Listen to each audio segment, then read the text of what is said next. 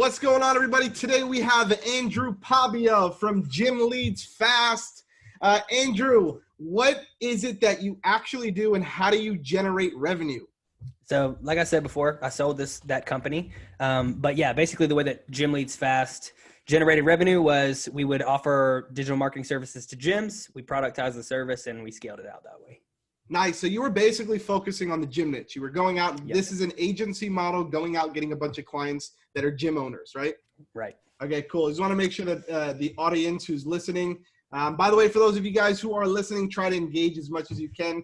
Another question for you, Andrew. What customer avatar or niches do you currently service? Obviously, was it just purely gyms? Was there any niches within that? Because I know some people will do like yoga studios or will do like Pilates or anything else, or was it just purely gyms? It was gyms. We marketed to gyms, but hey, if a yoga studio came in and we could run our productized offer for them, then we would sell them.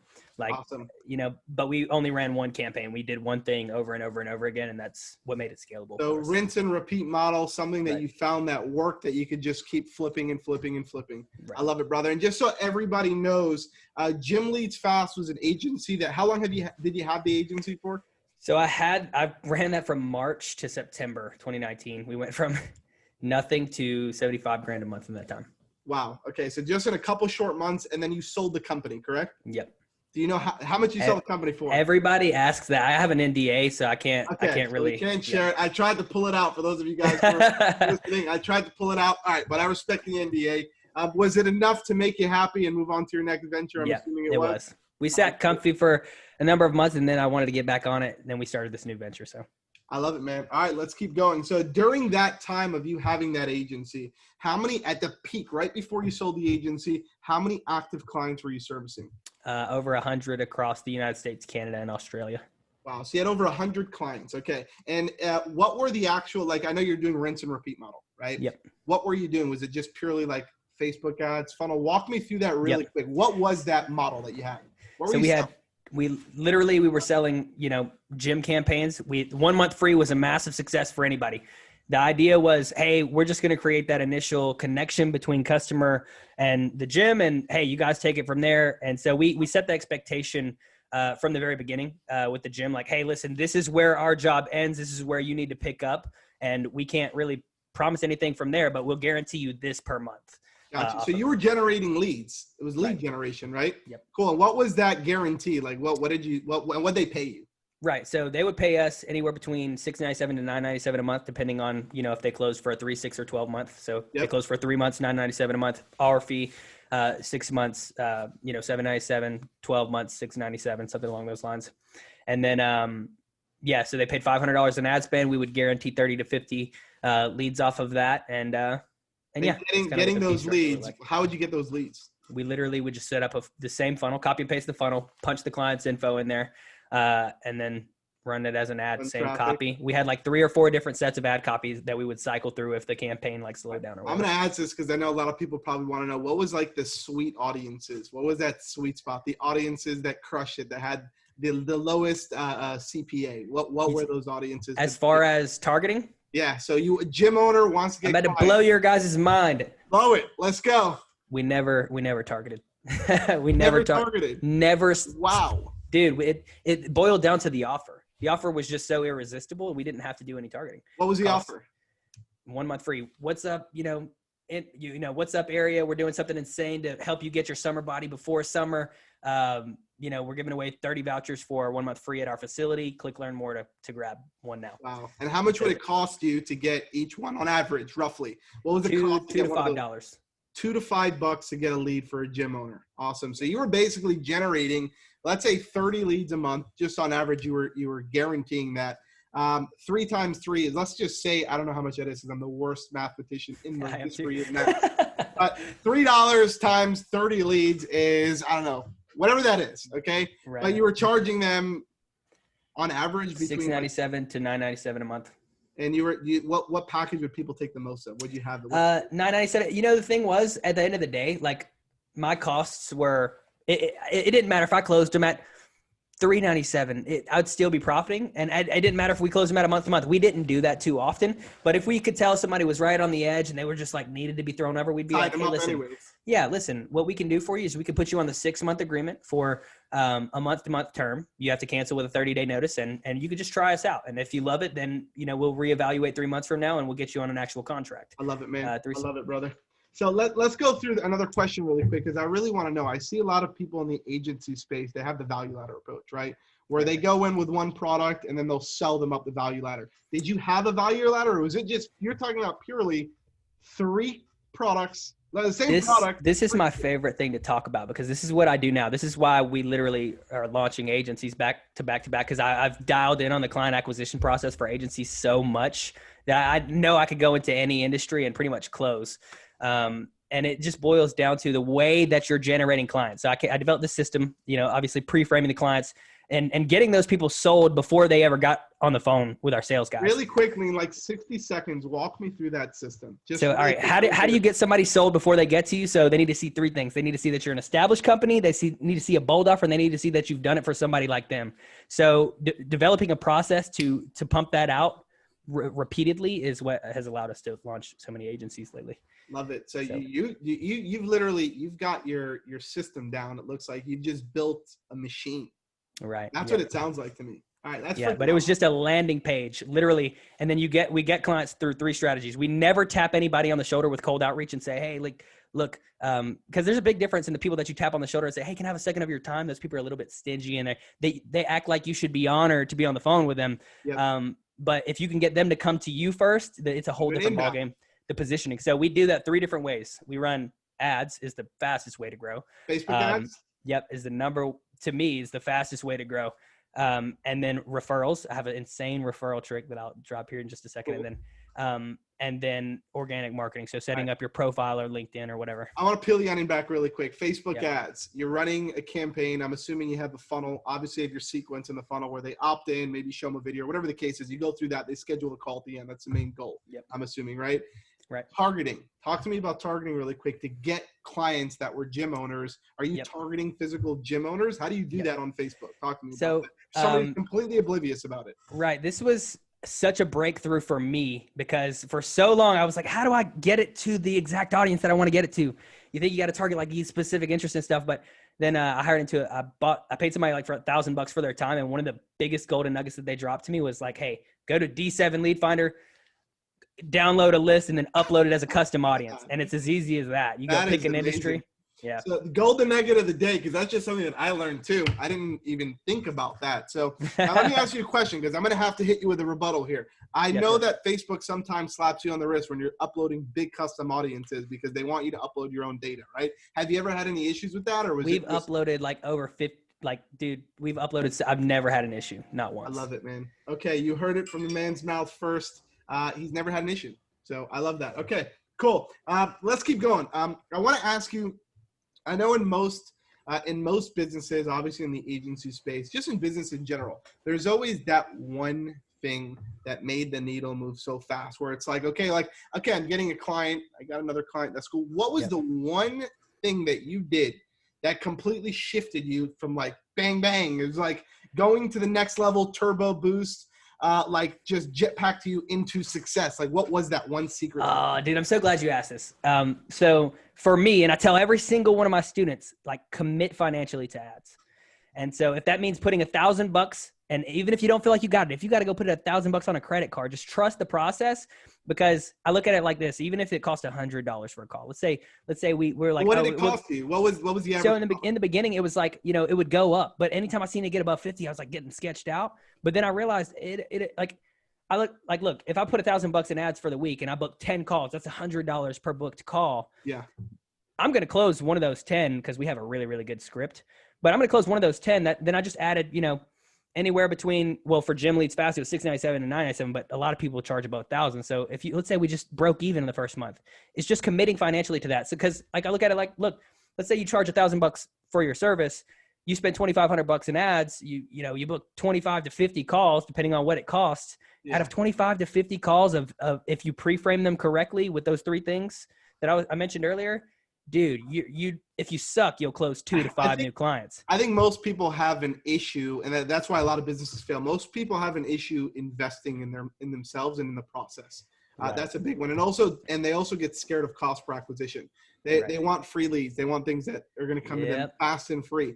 Where you're going the other way around, you're basically saying, I don't care. I'll spend $1,000 to get $1,000 back, but I know that client's going to be with me for 3, 6, 12 months. So the back end is where you win.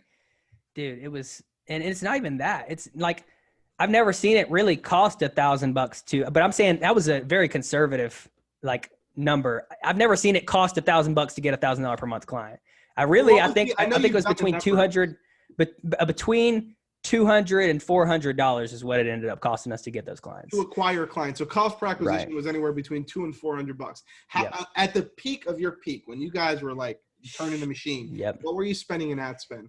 Dude, I think we were spending like $5,000, $6,000 a month. Like it never even got that.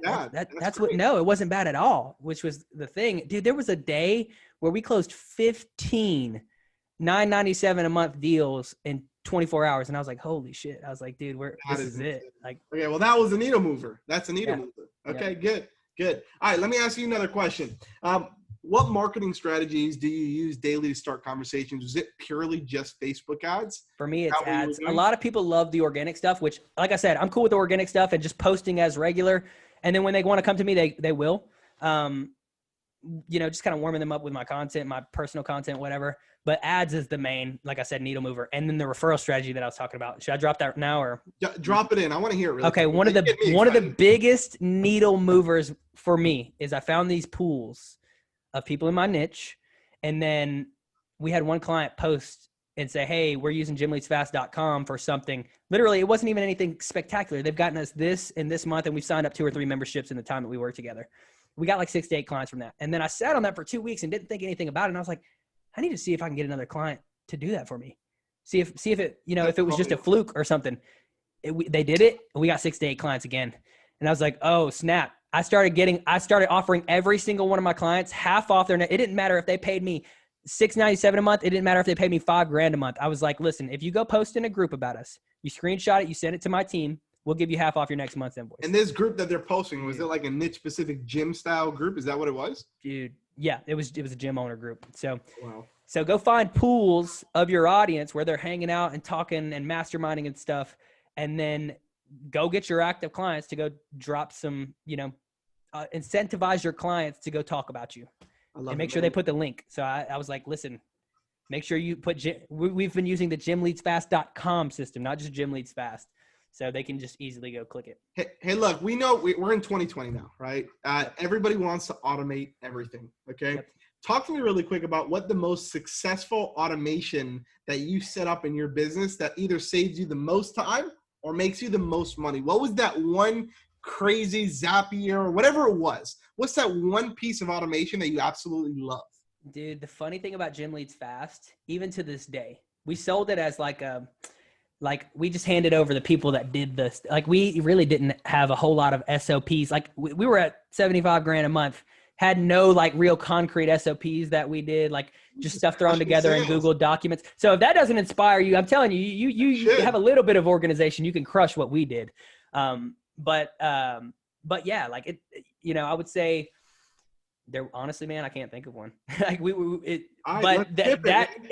this is to inspire you to like go in, take massive action, figure out how to systemize as you go. Like, this SOPs is such a selling point for agency programs these days, which they are good, but you don't need them if you really, to go hit crazy numbers. I think the biggest automation that you did is your inbound lead flow. Yeah. You're essentially automating your inbound leads that are coming in, but with Facebook ads in your funnel. That's a pure automation right there. Yep. So let me ask you another question now. Going in, so let's say you run these ads. So you're going out, Andrew's coming in on a Monday. All right. And let's just say you go and you set up a brand new campaign. All right. You start generating leads for your agency. These are gym owners who are interested in actually using your service, right? And buying one of your free tiered packages.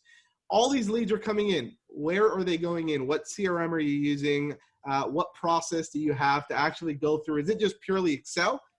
Dude, this is the thing, man. This is what I'm talking about. We had no CRM. Every cent that we made through that company was not through follow-up calls unless they called us. it was all front end, like Google Calendar to me.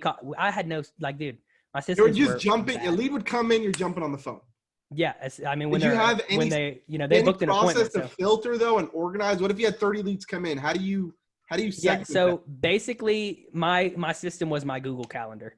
Wow. I would just look at what we had, hop on the call, and Dude, I'm just giving it to you guys raw. Like this is what it was. It works. Don't Right. change what's not working, man. Let me tell you something. There's so many people. I would definitely recommend the CRM, by the way. Like, don't do it like that, but it works. And that's what I'm saying. There's tons of people that we have in the DashClicks platform, and we have over 20,000 users in DashClicks right now. Okay. Dude, that's amazing. You would be so surprised about how many people never even heard of the word CRM. That's number one. Okay. Wow. On top of that, you would be so surprised of how many people that make millions of dollars that don't use software, that still do it the old school way. If it works, it works. Obviously, there's next levels to automate and optimize and do stuff like that. But if you're doing something that works, why change it, man?